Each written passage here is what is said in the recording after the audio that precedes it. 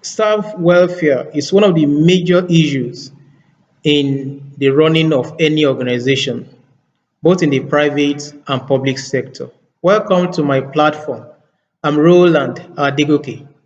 This is the oasis of life, the citadel of excellence, and the castle of wisdom. Today I'm going to speak on staff welfare.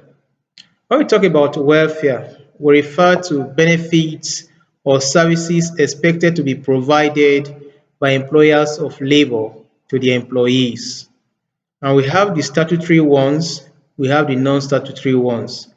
The statutory welfare are the ones codified or specified by the government, like pension, like housing, transport allowance, and the rest. While the non-statutory are the ones that are not clearly codified or stipulated, but they affect the job performance of various employees. To some extent, it results in several labor conflicts or tussle between management or employers of labor as well as the employees. And these, if not properly managed, can result to a lot of conflicts and crises which will affect the productivity level of any organization, whether in the private or public sector. And invariably, the employees may end up subverting the progress of the organization. And sometimes management members or employers end up sacking, dismissing, retrenching workers, but the cost of recruitment and training before the new workers or new employees can master their various departments or duty posts is also very, very hard. So it is better to manage the employees you have, get them trained and relate with them well rather than looking for new hands, a novice that you have to start working over and over again. And nobody can actually tell if the new employees are worse than the previous ones you have. So management of labor conflicts, labor tussle that are anchored on staff welfare must be clearly looked into. Now, when you talk about staff welfare, some of them are just condition of work. There are some that desire you allow them to go on holidays or annual leave and some other bonuses or benefits attached. There are also some that because of meeting, they will present their genuine interest, genuine question, and genuine observation. But the management members so many a times see themselves operating in cloud nine. They feel too big to come down to the level of the lay workers or the workers on the field. And on that note, there is this conflict of ego, conflict of interest. And once this conflict or there is a clash in between, the workers network with one another and may eventually result in strike, lockdown, and several other negative responses from the employees. And this may affect the level of productivity and performance of any organization. In order to prevent this, rather than managing it, it is important you handle the welfare of staff or of employee well. So with this, one, rate of turnover of labor will be very, very low.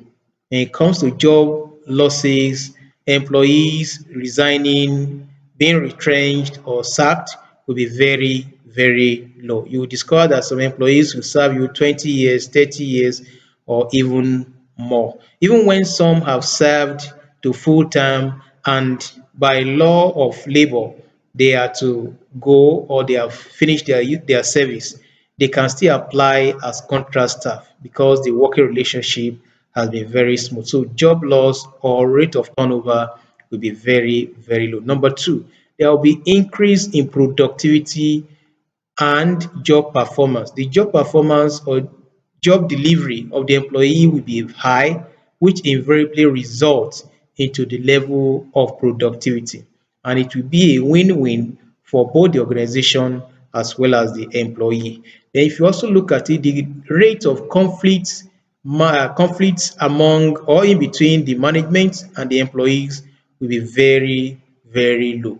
And invariably, it gives good image and credibility to such organization. So it is more of the benefit of the organization than the employee. The organization is expected to live and to run for a very long time, while the employees will serve and then go, the new set will come in. So once an organization is known to have bad record in terms of staff welfare, relations with staff or employee, such image is difficult to erase. It will take a lot of effort, a lot of time in order to erase it. So it is better such is prevented right from the beginning rather than trying to manage it when the damage has been done already.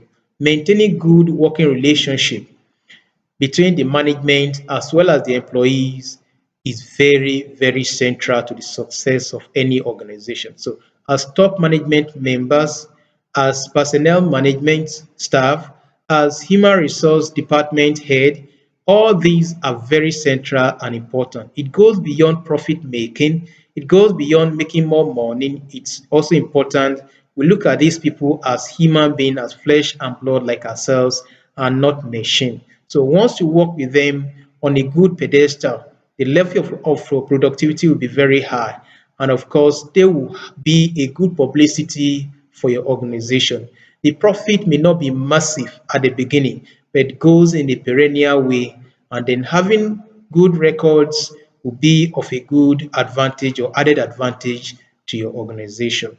So staff welfare must be taken and handled with utmost care and utmost importance in order for your organization to survive any hostile inquiries or challenges of the moment. Till I come your way again, I remain your partner in progress, Roland Adegoke.